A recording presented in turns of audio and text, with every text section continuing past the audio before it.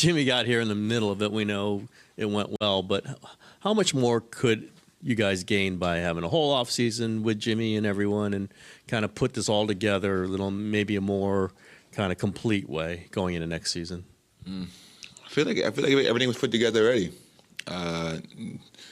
Adding Jimmy was very easy because he's a basketball player. He knows what it takes to win. Connect on both ends of the floor. Connects with us off the court. He knows the ins and outs of the NBA. I just feel that health was downfall of what we had planned for the season.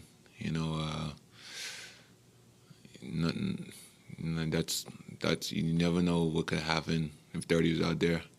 I like our chances with him out there. So and sometimes injuries are part of the game, man. Just what he does for this team is just there's a lot. And you look at all 5 games we had. 5 from game 1, him on the floor, just changes a lot for us and this team. So adding Jimmy was a great addition, but I don't think there's much need to connect with him. I think he understands the game already. He understands people. He understands us as basketball players. I thought him and Steph and Drake complement each other really well. I think the health, Steph not being on there, and, of course we wish we could have got another win to try to get back on Sunday to see if we had a shot at it. But if our best players out there, I think a lot of things we probably might not be right here talking about this right now. How do you view your own season? I mean, I can say this is the most happiest I've ever been in playing basketball. And I tell the guys, man, the season went by so fast, and because it was so much how much fun I had, it was a lot of joy, be around Steve and his group, be around the players, and the training staff, they all made me feel welcome.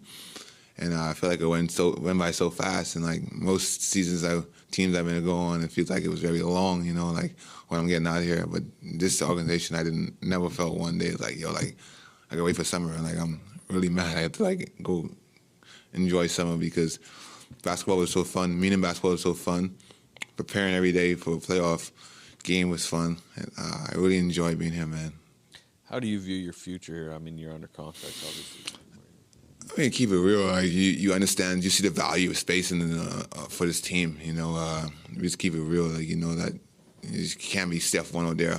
And you see how they played me in the Minnesota series when he was not out there. It's just the value of space and the shooting is much needed in this league and for this team. So I want to be around here forever. I mean, like until I'm not needed. But I know that this is a business. But I love being here, man. I think that with Mike and Steve and the whole coaching staff, the training staff, I feel like I created a fair relationship with everybody and the players, and I love being around there, and I'm sure they love me being around here. But I just understand this is a business. Anything can happen. But, I want to be here.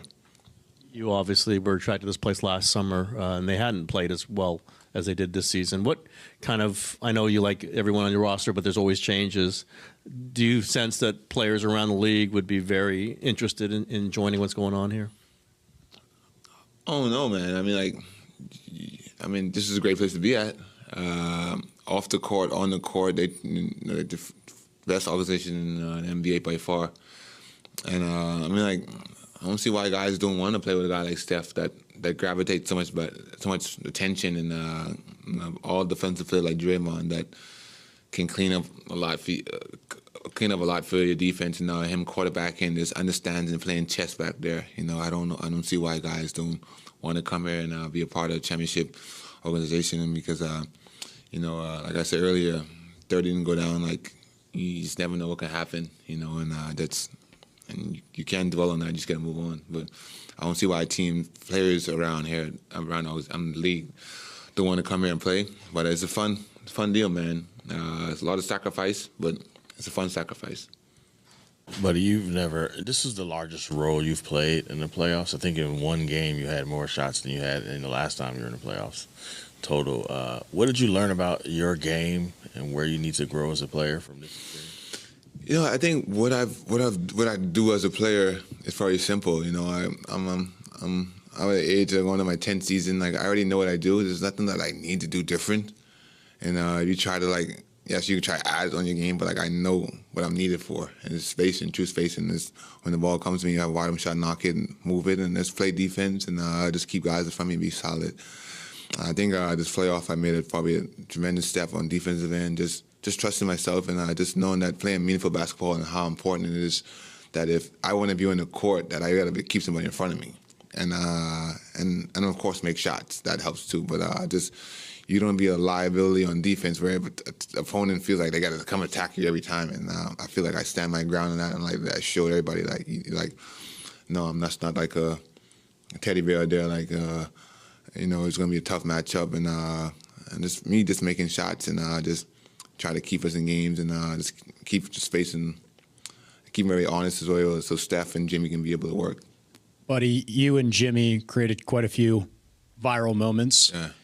Were you guys friends before he got here, and what was the friendship that blossomed out of the last few months? That's just going back off his answer. That shows me and Jimmy was not friends. I know him from Miami. Just was always a big fan of him, but it shows us how much of he's as a connector as a basketball player. He understands life. He understands how to connect with people, and I just know that it would have been a perfect match. Just his personality, his charisma. He plays with a lot of joy. He brings a lot of energy to his team. You can tell the difference when he came to this team that he was a perfect puzzle piece because he knows how to connect. So, man, Jimmy's fun to be around, man.